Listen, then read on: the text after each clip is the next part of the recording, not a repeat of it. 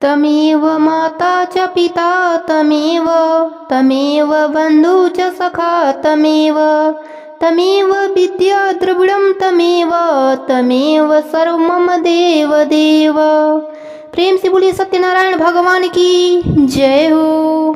पहले अध्याय की कथा के अनुसार श्री व्यास जी ने कहा, एक समय नैमिषारण्य तीर्थ में सैनक आदि सभी ऋषियों तथा मुनियों ने पुराण शास्त्र के वेत्ता श्री सूत जी महाराज जी से पूछा, महामुनि, किस व्रत अथवा तपस्या से मनोवांछित फल की प्राप्ति होती है, उसे हम सब सुनना चाहते हैं, कृपा कर आप कहें। श्री सूत जी बोले, इसी प्रकार देवर्षि नारद जी के द्वारा भी पूछे जाने पर भगवान कमलापति ने उनसे जैसा कहा था उसे कह रहा हूँ, आप लोग सावधान होकर सुने। एक समय योगी नारद जी लोगों के कल्याण की कामनाओं से विविध लोकों में भ्रमण करते हुए मृतलोक में आए और यहाँ उन्होंने अपने कर्म के अनुसार नाना योनियों में उत्पन्न सभी प्राणियों को अनेक प्रकार के क्लेश दुख भोगते हुए देखा तथा किस उपाय से इनके दुखों का सुनिश्चित रूप से नाश हो सकता है, ऐसा मन में विचार करके वह विष्णु लोक को गए। वहाँ 4 भुजाओं वाले शंख चक्र गदा पद तथा बनमाला से विभूषित शुक्लवर्ण भगवान नारायण का दर्शन कर उन देवाधिदेव की स्तुति करने लगे। हे बाड़ी और मन से परे स्वरूप वाले भक्तों की पीड़ा नष्ट करने वाले परमात्मन, आपको नमस्कार है। श्री विष्णु जी ने नारद जी से कहा, महाभाग, आप किस प्रयोजन से यहाँ आए हैं, आपके मन में क्या है, कहिए, वह सब कुछ मैं आपको बतलाऊंगा। नारद जी बोले, हे प्रभु, मृतलोक में अपने पापों के द्वारा विभिन्न योनियों में उत्पन्न सभी लोग बहुत प्रकार के क्लेशों से दुखी हो रहे हैं। हे नाथ, किस लघु उपाय से उनके कष्टों का निवारण हो सकेगा? यदि आपकी मेरे ऊपर कृपा हो तो वह सब मैं सुनना चाहता हूँ, उसे बताइए। भगवान बोले, हे वश्य, संसार के ऊपर अनुग्रह करने की इच्छा से आपने बहुत अच्छी उत्तम बात पूछी है। जिस व्रत के करने से प्राणी मोह से मुक्त हो जाता है उसे आपको बताता हूँ, सुने। हे वश्य, स्वर्ग और मृतलोक में दुर्लभ भगवान सत्यनारायण का एक महान पुण्यप्रद व्रत है। आपके स्नेह के कारण इस समय मैं उसे कह रहा हूँ। अच्छी प्रकार विधि विधान से भगवान सत्यनारायण का व्रत करके मनुष्य शीघ्र ही सुख प्राप्त कर परलोक में मोक्ष प्राप्त कर लेता है। भगवान की ऐसी बाणी सुनकर नारद मुनि ने कहा, हे प्रभु, इस व्रत को करने का क्या फल है, इसका विधान क्या है, इस व्रत को किसने किया और कब इसे करना चाहिए, यह सब विस्तार पूर्वक बतलाइए। भगवान बोले, यह सत्यनारायण व्रत दुख शोक आदि का शमन करने वाला, धन्य धान्य की वृद्धि कराने वाला, सौभाग्य और संतान देने वाला तथा सर्वत्र विजय प्रदान करने वाला है। जिस किसी भी दिन भक्ति और श्रद्धा से सम्मिलित होकर मनुष्य ब्राह्मणों और बंधु बांधवों के साथ धर्म में तत्पर होकर सायंकाल भगवान सत्यनारायण की पूजा करें, नैवेद्य के रूप में उत्तम कोटि के भोजनीय पदार्थ को सवाई मात्रा में भक्ति पूर्वक अर्पित करना चाहिए। केले का फल, घी, दूध, गेहूं का चूड़ अथवा गेहूं के चूड़ के अभाव में साठी, चावल का चूड़, शक्कर या गुड़, यह सब भक्ष्य सामग्री सवाई मात्रा में एकत्र कर निवेदन करना चाहिए। बंधु बांधवों के साथ श्री सत्यनारायण भगवान की कथा सुनकर ब्राह्मण को दक्षिणा देनी चाहिए। तदंतर बंधु बांधवों के साथ ब्राह्मणों को भोजन कराना चाहिए। भक्ति पूर्वक प्रसाद ग्रहण करके नित्य गीत आदि का आयोजन करना चाहिए। तदंतर भगवान सत्यनारायण का स्मरण करते हुए अपने घर जाना चाहिए। ऐसा करने से मनुष्यों की अभिलाषा अवश्य ही पूर्ण होती है। विशेष रूप से कलयुग में पृथ्वी लोक में यह सबसे छोटा सा उपाय है। प्रेम से बोली सत्यनारायण भगवान की जय हो। दूसरे अध्याय की कथा के अनुसार श्री सूत जी बोले, हे देवजों, अब मैं पुनः पूर्व काल में जिसने इस सत्यनारायण व्रत को किया था उसे भली भांति विस्तार पूर्वक कहूँगा। रमणीय काशी नामक नगर में कोई अत्यंत निर्धन ब्राह्मण रहता था। भूख और प्यास से व्याकुल होकर वह प्रतिदिन पृथ्वी पर भटकता रहता था। ब्राह्मण प्रिय भगवान ने उस दुखी ब्राह्मण को देखकर वृद्ध ब्राह्मण का रूप धारण करके उस दिव्य से आदर पूर्वक पूछा, हे विप्र, प्रतिदिन अत्यंत दुखी होकर तुम किस लिए पृथ्वी पर भ्रमण करते रहते हो? हे द्विश्रेष्ठ, यह सब बताओ, मैं सुनना चाहता हूँ। ब्राह्मण बोला, हे प्रभु, मैं अत्यंत दरिद्र ब्राह्मण हूँ और भिक्षा के लिए ही पृथ्वी पर घूमा करता हूँ। यदि मेरी इस दरिद्रता को दूर करने का आप कुछ उपाय जानते हो तो कृपया पूर्वक बतलाइए। वृद्ध ब्राह्मण ने कहा, हे ब्राह्मण देव, सत्यनारायण भगवान विष्णु अभिष्ट फल को देने वाले हैं। हे विप्र, तुम उनका उत्तम व्रत एवं पूजन करो, जिसे करने से मनुष्य सभी दुखों से मुक्त हो जाता है। और व्रत के विधान को भी ब्राह्मण से यत्न पूर्वक कहकर वृद्ध ब्राह्मण रूपी धारी भगवान सत्यनारायण वहीं पर अंतर ध्यान हो गए। वृद्ध ब्राह्मण ने जैसा कहा है उस व्रत को अच्छी प्रकार से वैसा ही करूंगा। यह सोचते हुए उस ब्राह्मण को रात में नींद नहीं आई। तदंतर प्रातःकाल उठकर सत्यनारायण का व्रत करूंगा, ऐसा संकल्प करके वह ब्राह्मण भिक्षा के लिए चल पड़ा। उस दिन ब्राह्मण को भिक्षा में बहुत सा धन प्राप्त हुआ। उसी धन से उसने बंधु बांधवों के साथ भगवान सत्यनारायण का व्रत किया। इस व्रत के प्रभाव से वह श्रेष्ठ ब्राह्मण सभी दुखों से मुक्त होकर समस्त संपत्तियों से संपन्न हो गया। उस दिन से लेकर प्रत्येक महीने उसने यह व्रत किया। इस प्रकार भगवान सत्यनारायण के इस व्रत को करके वह श्रेष्ठ ब्राह्मण सभी पापों से मुक्त हो गया और उसने दुर्लभ मोक्ष को प्राप्त किया। हे विप्र, पृथ्वी पर जब भी कोई मनुष्य श्री सत्यनारायण का व्रत करेगा उसी समय उसके समस्त दुख नष्ट हो जाएंगे। हे ब्राह्मणों, इस प्रकार भगवान नारायण ने महात्मा नारद जी से जो कुछ कहा मैंने वह सब आप लोगों से कह दिया। आगे अब क्या कहूँ? ऋषियों ने कहा, हे मुने, इस पृथ्वी पर उस ब्राह्मण से सुने हुए इस व्रत को किसने किया? हम वह सब सुनना चाहते हैं। उस व्रत पर हमारी श्रद्धा हो रही है। श्री सूत जी बोले, मुनियों, पृथ्वी पर जिसने यह व्रत किया उसे आप लोग सुने। एक बार वह द्विश्रेष्ठ अपनी धन संपत्ति के अनुसार बंधु बांधवों तथा परिवारजनों के साथ व्रत करने के लिए उद्यत हुआ। इसी बीच एक लकड़ीहारा वहां आया और लकड़ी बाहर रखकर उस ब्राह्मण के घर गया। प्यास से व्याकुल वह उस ब्राह्मण को व्रत करता हुआ देख प्रणाम करके उनसे बोला, हे प्रभु, आप यह क्या कर रहे हैं? इसके करने से किस फल की प्राप्ति होती है? विस्तार पूर्वक मुझसे कहिए। विप्र ने कहा, यह सत्यनारायण का व्रत है जो सभी मनोरथों को प्रदान करने वाला है। उसी के प्रभाव से मुझे यह सब महान धन्य दान प्राप्त हुआ है। जल पीकर तथा प्रसाद ग्रहण करके वह नगर को चला आया। सत्यनारायण देव के लिए मन में ऐसा सोचने लगा कि आज लकड़ी बेचने से जो धन प्राप्त होगा उसी धन से भगवान सत्यनारायण का श्रेष्ठ व्रत करूंगा। इस प्रकार मन से चिंतन करता हुआ लकड़ियों को मस्तक पर रखकर उस सुंदर नगर में गया जहां धन संपन्न लोग रहते थे। उस दिन उसने लकड़ियां का दूना मूल्य प्राप्त किया। तदंतर प्रसन्न हृदय होकर वह पके हुए केले का फल, शर्करा, घी, दूध और गेहूं का चूड़ सवाई मात्रा में लेकर अपने घर गया। तत्पश्चात उसने अपने बांधवों को बुलाकर विधि विधान से भगवान श्री सत्यनारायण का व्रत किया। उस व्रत के प्रभाव से वह धन पुत्र से संपन्न हो गया और इस लोक में अनेक सुखों का उपभोग करके अंत में सत्यपुर वैकुंठ लोक को चला गया। प्रेम से बोले सत्यनारायण भगवान की जय हो। तीसरे अध्याय की कथा के अनुसार श्री सूत जी बोले, श्रेष्ठ मुनियों, अब मैं पुनः आगे की कथा कहूँगा, आप लोग सुने। प्राचीन काल में उल्का मुख नाम का एक राजा था। वह जितेंद्रिय, सत्यवादी तथा अत्यंत बुद्धिमान था। वह विद्वान राजा प्रतिदिन देवालय जाता और ब्राह्मणों को धन देकर संतुष्ट करता था। कमल के समान मुख वाली उसकी धर्मपत्नी शील, विनय एवं सौंदर्य वाली गुणों से संपन्न तथा पति परायण थी। राजा एक दिन अपनी धर्मपत्नी के साथ भद्रशिला नदी के तट पर श्री सत्यनारायण का व्रत कर रहा था। उसी समय व्यापार के लिए अनेक प्रकार की पुष्कल धनराशि से संपन्न एक साधु वणिक वहां आया।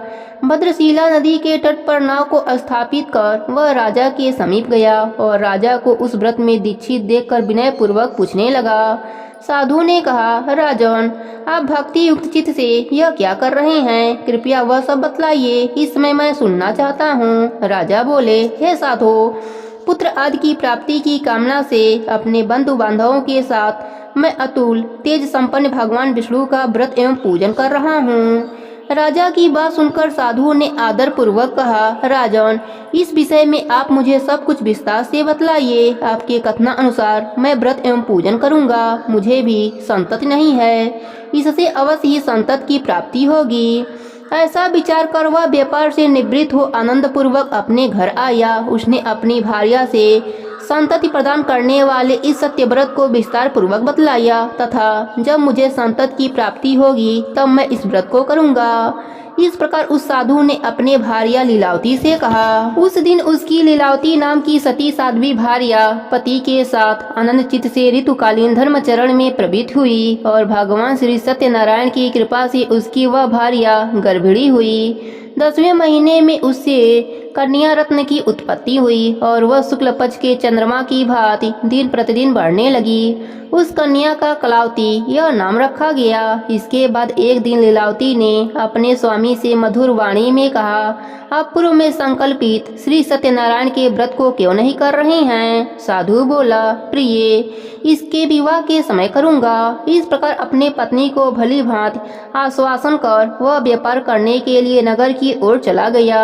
इधर कन्या कलावती पिता के घर में बढ़ने लगी। तदंतर धर्मज्ञ साधु ने नगर में सखियों के साथ क्रीड़ा करती हुई अपनी कन्या को विवाह योग्य देखकर आपस में मंत्रणा करके कन्या के विवाह के लिए श्रेष्ठ वर का अन्वेषण करो, ऐसा दूत से कहकर शीघ्र ही उसे भेज दिया। उसकी आज्ञा प्राप्त करके दूत कांचन नामक नगर में गया और वहां से एक वणिक का पुत्र लेकर आया। उस साधु ने उस वणिक के पुत्र को सुंदर और गुणों से संपन्न देखकर अपने जाति के लोगों तथा बंधु बांधवों के साथ संतुष्ट चित हो विधि विधान से वणिक पुत्र के हाथ में कन्या दान कर दिया। उस समय वह साधु वणिक दुर्भाग्यवश भगवान का वह उत्तम व्रत भूल गया। पूर्व संकल्प के अनुसार विवाह के समय में व्रत न करने के कारण भगवान उस पर रुष्ट हो गए।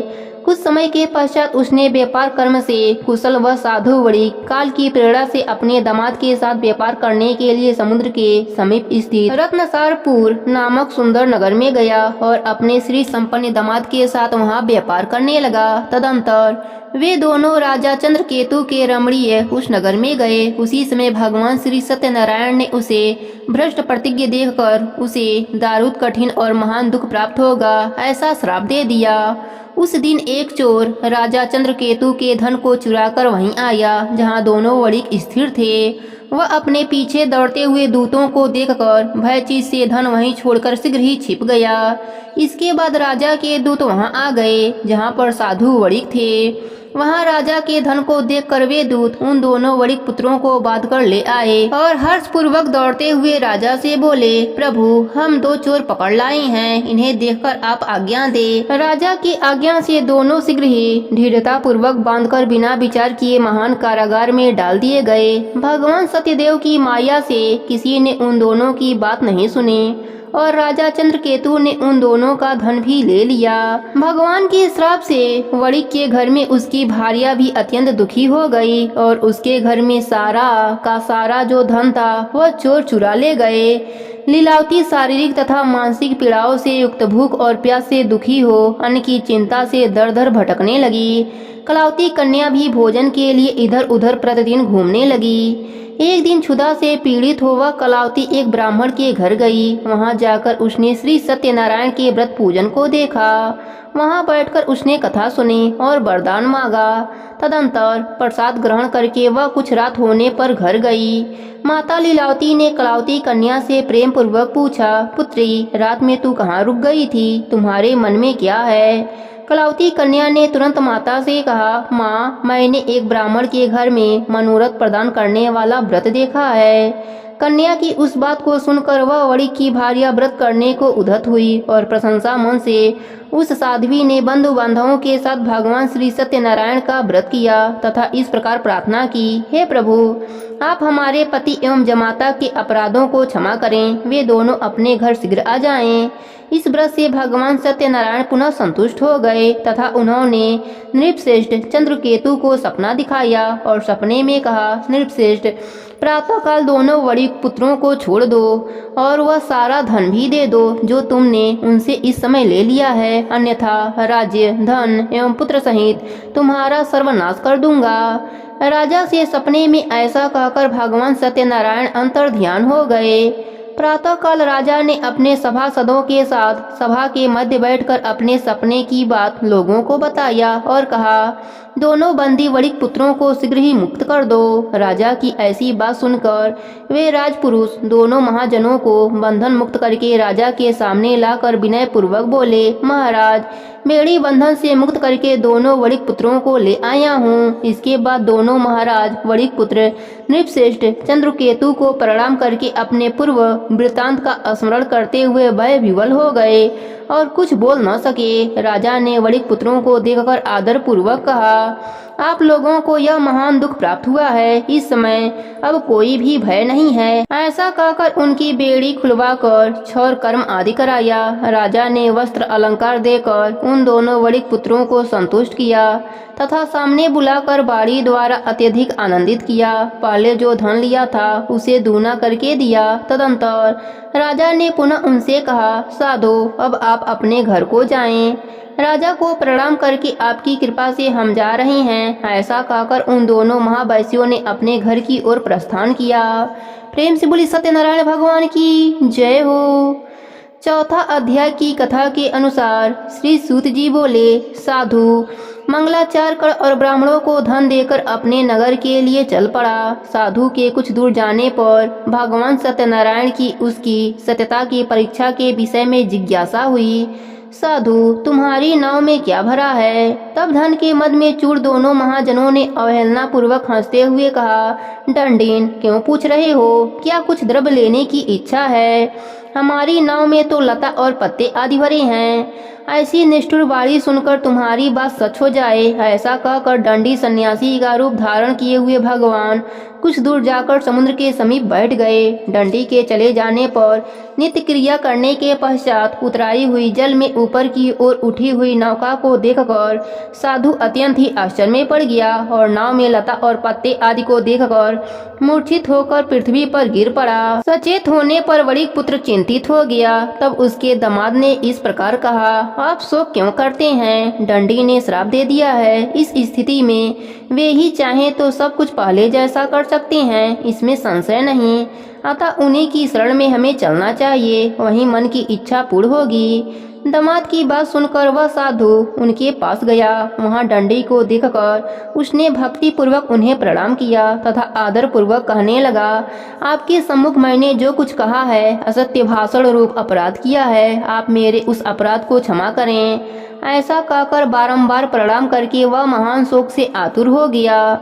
दंडी ने उसे रोता हुआ देखकर कहा, अरे मूर्ख, रो मत, मेरी बात सुनो। मेरी पूजा से उदासीन होने के कारण तथा मेरी आज्ञा से ही तुमने बारंबार दुख प्राप्त किया है। भगवान की ऐसी बाणी सुनकर वह उनकी स्तुति करने लगा। साधु ने कहा, हे प्रभु, यह आश्चर्य की बात है कि आपकी माया से मोहित होने के कारण ब्रह्मा आदि देवता भी आपके गुण और रूप को यथावत रूप से नहीं जान पाते। फिर मैं मूर्ख आपकी माया से मोहित होने के कारण कैसे जान सकता हूँ? आप प्रसन्न हो, मैं अपनी धन संपत्ति के अनुसार आपकी पूजा करूँगा। मैं आपकी शरण में आया हूँ। मेरा जो नौका में स्थित पुराना धन था उसकी तथा मेरी रक्षा करें। तथा वणिक की भक्ति युक्त बाणी सुनकर भगवान जनार्दन संतुष्ट हो गए। भगवान हरि उसे अभिष्ट वर प्रदान करके वहीं अंतर्ध्यान हो गए। उसके बाद वह साधु अपनी नौका में चढ़ा और उसे धन धान से परिपूर्ण देखकर भगवान सत्यदेव की कृपा से हमारा मनोरथ सफल हो गया। ऐसा कहकर 100 जनों के साथ उसने भगवान की विधिवत पूजा की। भगवान श्री सत्यनारायण की कृपा से वह आनंद से परिपूर्ण हो गया और नाव को यत्न पूर्वक संभाल कर उसने अपने देश के लिए प्रस्थान किया। साधु ने अपने दामाद से कहा, वह देखो, मेरी रत्नपुरी नगरी दिखाई दे रही है। इसके बाद उसने अपने धन के रक्षक दूत को अपने आगमन का समाचार देने के लिए अपनी नगरी में भेजा। उस दूत ने नगर में जाकर साधु की भार्या को देख हाथ जोड़कर प्रणाम किया तथा उसके लिए अभिष्ट बातें कही। सेठ जी अपने दामाद तथा बंधु बांधवों के साथ बहुत सारे धन धान्य से संपन्न होकर नगर के निकट पधारे हैं। दूत के मुख से यह बात सुनकर वह महान आनंद से विह्वल हो गई और उस साध्वी ने श्री सत्यनारायण की पूजा करके अपने पुत्री से कहा, मैं साधु के दर्शन के लिए जा रही हूँ, तुम शीघ्र ही आ जाओ। माता का ऐसा वचन सुनकर व्रत को समाप्त करके प्रसाद का परित्याग कर वह कलावती भी अपने पति का दर्शन करने के लिए चल पड़ी। इससे भगवान सत्यनारायण रुष्ट हो गए और उन्होंने उसके पति को तथा नौका को धन के साथ हरण करके जल में डुबो दिया। इसके बाद कलावती कन्या अपने पति को न देख महान शोक से रुदन करती हुई पृथ्वी पर गिर पड़ी। नौका अदिति तथा कन्या को अत्यंत दुखी देख भयभीत मन से साधु वणिक ने सोचा, यह क्या आश्चर्य हो गया। नाव का संचालन करने वाले भी सभी चिंतित हो गए। तदंतर वह लीलावती भी कन्या को देखकर विह्वल हो गई और अत्यंत दुख से विलाप करती हुई अपने पति से इस प्रकार बोली, अभी अभी नौका के साथ वह दामाद कैसे अलिखित हो गया। न जाने किस देवता की उपेक्षा से वह नौका हरण कर लिया गया है, अथवा श्री सत्यनारायण का महात्म्य कौन जान सकता है। ऐसा कहकर वह 100 जनों के साथ विलाप करने लगी और कलावती कन्या को गोद में लेकर रोने लगी। कलावती कन्या भी अपने पति के नष्ट हो जाने पर दुखी हो गई और पति की पादुका लेकर उनका अनुगमन करने के लिए उनसे मन में निश्चय किया। कन्या के इस प्रकार के आचरण को देख भार्या सहित वह धर्मज्ञ साधु वणिक अत्यंत शोक संतप्त हो गया और सोचने लगा, या तो भगवान सत्यनारायण ने यह दामाद के साथ धन धन से भरी इस नौका का अपहरण कर लिया है, अथवा हम सभी भगवान सत्यदेव की माया से मोहित हो गए हैं। अपनी धन संपत्ति के अनुसार मैं भगवान सत्यनारायण की पूजा करूंगा। सभी को बुलाकर इस प्रकार कहकर उसने अपने मन की इच्छा प्रकट की और बारंबार भगवान सत्यदेव को दंडवत प्रणाम किया। इससे दिनों के परिपालन भगवान सत्यदेव प्रसन्न हो गए। भक्त वत्सल्य भगवान ने कृपा पूर्वक कहा, तुम्हारी कन्या प्रसाद छोड़कर अपने पति को देखने चली आई है। निश्चय ही इसी कारण उसका पति अदृश्य हो गया है। यदि घर जाकर प्रसाद ग्रहण करके वह पुनः आए तो हे साधु, तुम्हारी पुत्री पति को प्राप्त करेगी, इसमें संशय नहीं है। कन्या कलावती भी आकाश मंडल से ऐसी बारी सुनकर शीघ्र ही घर गई और उसने प्रसाद ग्रहण किया। पुनः आकर स्वजनों तथा अपने पति को देखा। तब कलावती कन्या ने अपने पिता से कहा, अब तो घर चलें, विलम्ब क्यों करते हैं। कन्या की वह बात सुनकर वणिक पुत्र संतुष्ट हो गया और विधि विधान से भगवान सत्यनारायण का पूजन करके धन तथा बंधु बांधवों के साथ अपने घर गया। तदंतर पूर्णिमा तथा संक्रांति सर्वों पर भगवान सत्यनारायण का पूजन करते हुए इस लोक में सुख भोग कर अंत में वह सत्यपुरी बैकुंठ लोक में गया। प्रेम से बोली सत्यनारायण भगवान की जय हो। 5वें अध्याय की कथा के अनुसार श्री सूत जी बोले, हे श्रेष्ठ मुनियों, अब इसके बाद मैं दूसरी कथा कहूँगा, आप लोग सुने। अपने प्रजा का पालन करने में तत्पर तुंगध्वज नामक एक राजा था। उसने सत्यदेव के प्रसाद का परित्याग करके दुख प्राप्त किया। एक बार वह वन में जाकर वहां बहुत से पशुओं को मारकर बट वृक्ष के नीचे आया। वहां उसने देखा कि गोपगण बंधु बांधवों के साथ संतुष्ट होकर भक्ति पूर्वक भगवान सत्यदेव की पूजा कर रहे हैं। राजा यह देखकर हुई अहंकार वश न तो वहां गया और न उसने भगवान सत्यनारायण को प्रणाम ही किया। इसके बाद पूजन के बाद सभी गोपगण भगवान का प्रसाद राजा के समीप रखकर वहां से लौट आए और इच्छा अनुसार उन सभी ने भगवान का प्रसाद ग्रहण किया। इधर राजा को प्रसाद का परित्याग करने से बहुत दुख हुआ। उसका संपूर्ण धन धान्य तथा एवं सभी 100 पुत्र नष्ट हो गए। राजा ने मन में यह निश्चय किया कि अवश्य ही भगवान सत्यनारायण ने हमारा नाश कर दिया है, इसलिए मुझे वहीं जाना चाहिए जहाँ श्री सत्यनारायण का पूजन हो रहा था। ऐसा मन में निश्चय करके वह राजा गोपगणों के समीप गया और उसने गोपगणों के साथ भक्ति श्रद्धा से युक्त होकर विधि पूर्वक भगवान सत्यदेव की पूजा की। भगवान सत्यदेव की कृपा से वह पुनः धन्य और पुत्र से संपन्न हो गया तथा इस लोक में सभी सुखों का उपभोग कर अंत में सत्यपुरी बैकुंठ लोक को प्राप्त हुआ। श्री सूत जी कहते हैं, जो व्यक्ति इस परम दुर्लभ श्री सत्यनारायण के व्रत को करता है और पुण्यमयी तथा फल प्रदायिनी भगवान की कथा को भक्ति युक्त होकर सुनता है, उसे भगवान सत्यनारायण की कृपा से धन्य धन आदि की प्राप्ति होती है।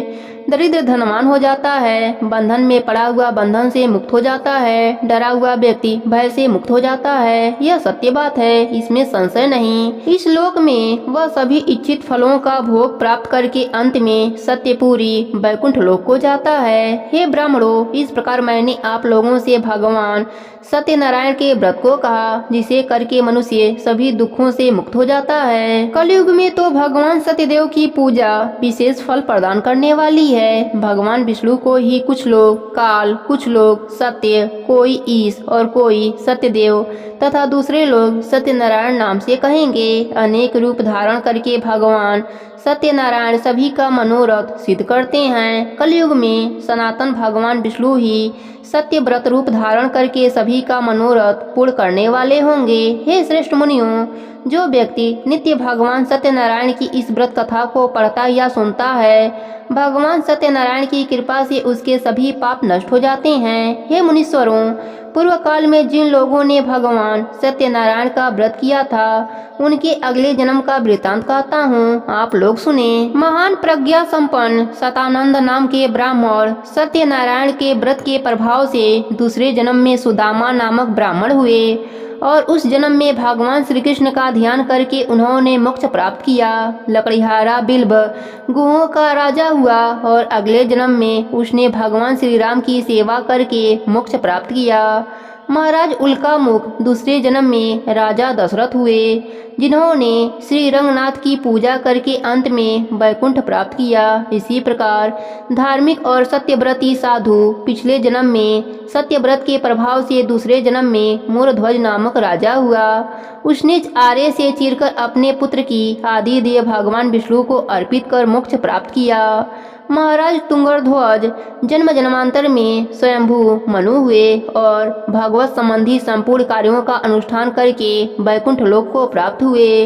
जो गोपगण थे वे सब जन्म जन्मांतर में ब्रजमंडल में निवास करने वाले गोप हुए और सभी राक्षसों का संहार करके उन्होंने भी भगवान का शाश्वत धाम गोलोक प्राप्त किया। प्रेम से बोली सत्यनारायण भगवान की जय हो।